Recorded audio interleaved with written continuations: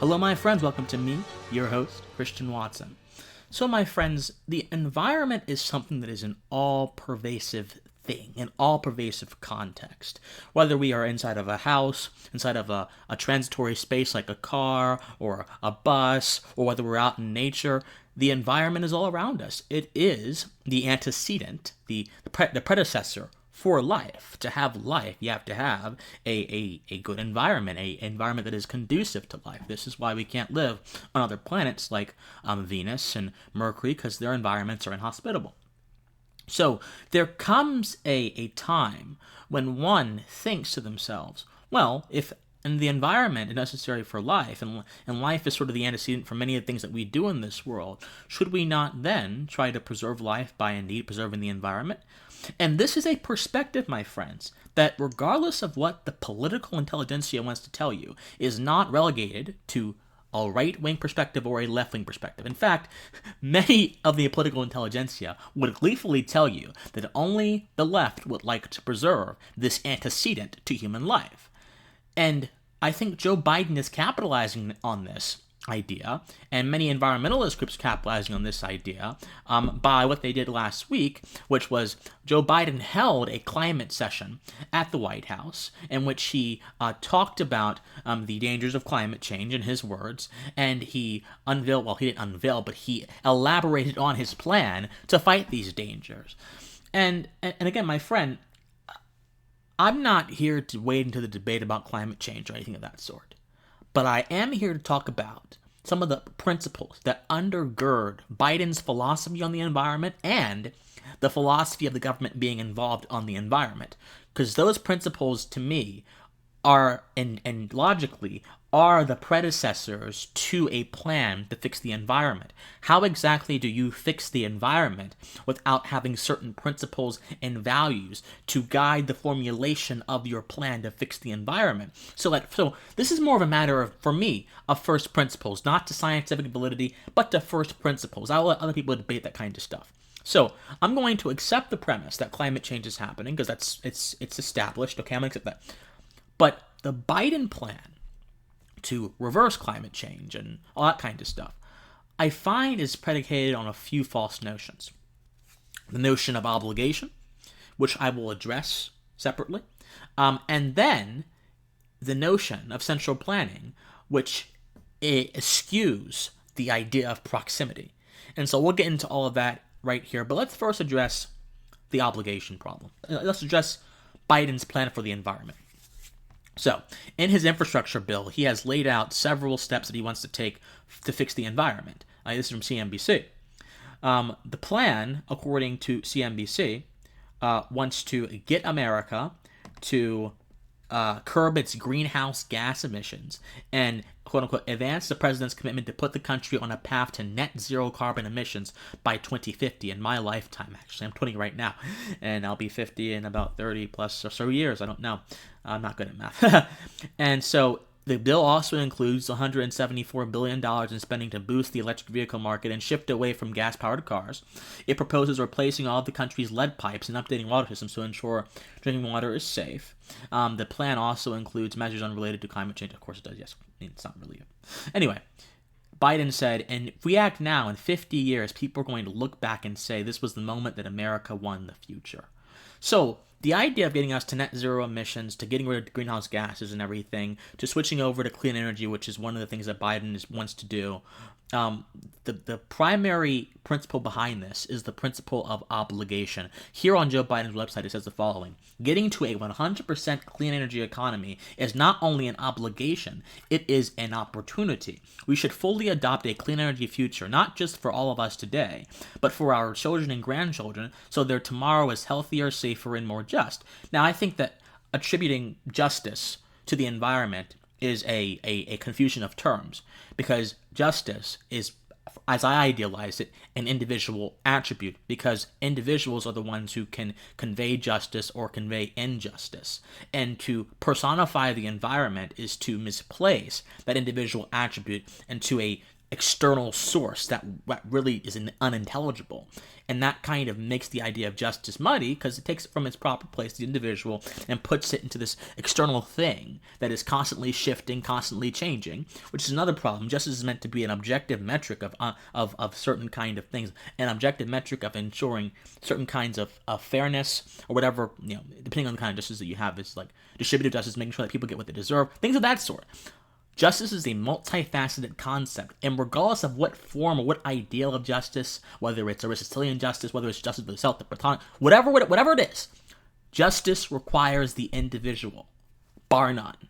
Now, how much the individual is required in an idea of justice differs. It differs a lot, because there are different ideologies of justice that require the community and things of that sort. But regardless, the individual human being is the antecedent to justice, not the environment. And you can't really have that if you have it environmentally justice. Anyway, this is a pet peeve of mine, just seeing this kind of stuff. But this also implies that we have an obligation to a certain kind of political action. Now, do we have an obligation? Also, do we have an obligation to make sure that everyone's future is good and safe and healthy and just? Well, again, the environment is simply one component in the health of the human being. The environment is simply one component in the safety of the human being. So this perspective kind of totalizes the environment to be everything. Yes, we exist in the environment, but there are plenty of more. Human beings have been at war with the environment since our conception. What are houses? Houses are barriers meant to shield us from the elements. What are cars? Now, cars aren't necessarily, cars are at war with the environment because cars allow us to transcend space and time at a faster rate. So we have actually been at war against the environment for a very long time, my friends. So again, the environment is simply one aspect in the entire pie of human existence. Even though it is an antecedent to life, it is simply one particular aspect. So Biden also totalizes the environment, and then he suggests that there is an obligation to a particular political action, but this is not any kind of obligation that I understand, my friends. An obligation, again, has to be clearly defined, and it has to be ascertainable by an individual. What kind of obligation do I have if I have absolutely no consent or no control over the obligation? Even obligations that should go without saying, like my obligation not to interfere in someone's life because violate in a harmful way, as the non-interference principle, the non-aggression principle, the harm principle, whatever iteration you want to call it, of libertarianism, that obligation right there is still consensual, even though the obligation remains in power regardless of consent. But for Biden, this is more of a common good thing. And the problem with the common good is that it is so amorphous and abstract that I really can't ascertain it. And it is so amorphous and abstract that it may indeed conflict with my own good. Then again, we have problems of definitions here too. The idea of safety for people as a consequence of this political action. I mean, there are a lot of things about renewable energy that could potentially be unsafe. Maybe not unsafe in a sort of making the planet hotter or whatever. But, windmills have failures all the time. Windmills have all kinds of failures. They kill birds, they malfunction, and now it's rare, obviously, but it happens. So, again, that's not to dismiss their claims.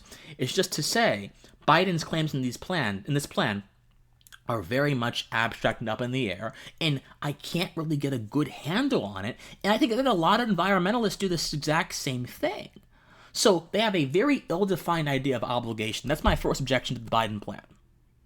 But number two, the Biden plan also assumes that the government is the best way to save the environment. I believe in protecting the environment. I believe in conservatorship. But I don't think the government is the best way for two reasons. Number one, the government is not necessarily proximal to the environment as an individual is. So, the individual lives in the environment. The individual sometimes has property, owns property, eats, works, and everything in the environment. Wouldn't it make sense for someone who has more stake in the environment, more stake in it being safe and healthy and clean, to actually partake in making it safe, healthy, and clean, rather than having a bureaucrat who sits in some far-off office, who largely is shielded from the effects of their actions? Wouldn't that be more logical to have an individual involved in it? But also, government prescribes particular standards, and those standards are typically fixed or unchanging. This is why environmental regulations are just so bad for business, because business, it's not just a economy thing. Although the idea of economics is indeed predicated upon, at least a proper understanding of economics is predicated upon understanding the dynamic nature of the market. The economy is nothing more than the consummate energies, the creative dynamic energies of the individual manifesting into a form that can be diffused to other people in way of providing value to them. And the core principle at the bottom of that is the idea of the dynamic creative element. This economy is nothing more than a compendium of creative things. The farmer has to get creative with preserving his crops. The entrepreneur has to get creative with creating value. It's creativity that really gets this human interaction thing in the economy going.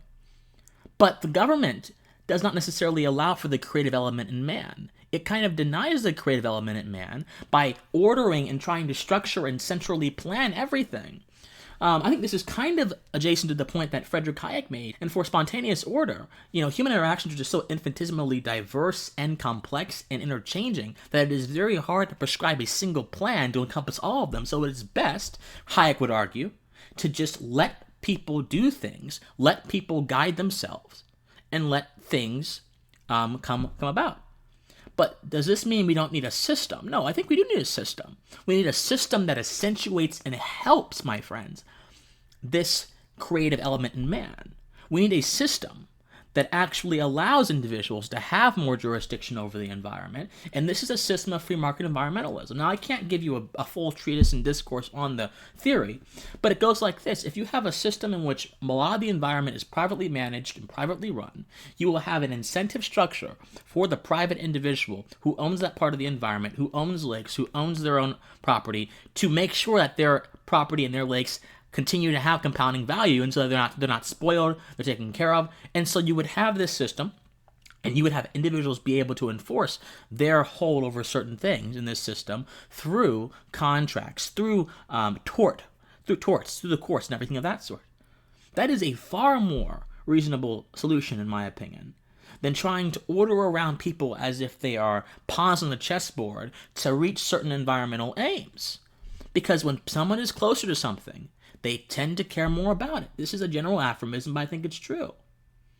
If I told you that there was an earthquake in China the other day, and I don't think there was, but if I told you that, just for the sake of argument, would you probably say, oh, that's bad, but how much would you really be attached to it? Physical attachment to the land is something very important, something that is actually crucially important. And I think that is probably going to be one of the ways that we can ensure that the environment reaches a certain point of safety, because guess what? There are a lot of people. There is an interest. There is a tangible interest in preserving the environment, as evidenced by the sheer amount of environmental activist groups and nonprofits. So the solution is there, but the Biden plan simply doesn't acknowledge it. It rejects the role of the individual in their own life, and that's the problem, my friends. That is the problem. So my solution is simply this, as I mentioned before. Stop giving us false sense of obligation. Allow the individual to have jurisdiction over their own lives. Allow the individual to assert control of their own lives through the law of private property, and protect the individual's ability to do that. But because, see, when the government asserts themselves in the environment, if they make a mistake, they can easily just say, oops, the Gold King water mine spill. The EPA dumped so much toxic waste to the Gold King water mine, and they have shielded themselves from liability to this day. There are many other instances of this happening, but if a private individual did that, they could easily sue them and get compensation. That is the way for environmentalism to go, not to be predicated upon philosophically false notions, but to be predicated upon an understanding of how much individual action, human freedom, and the creative element of man makes an impact on this world. Think about it. As always, my friends, I love you. And if you want to support me, patreon.com/officialcwatson. Thank you so much. And please stay pet safe. Bye-bye.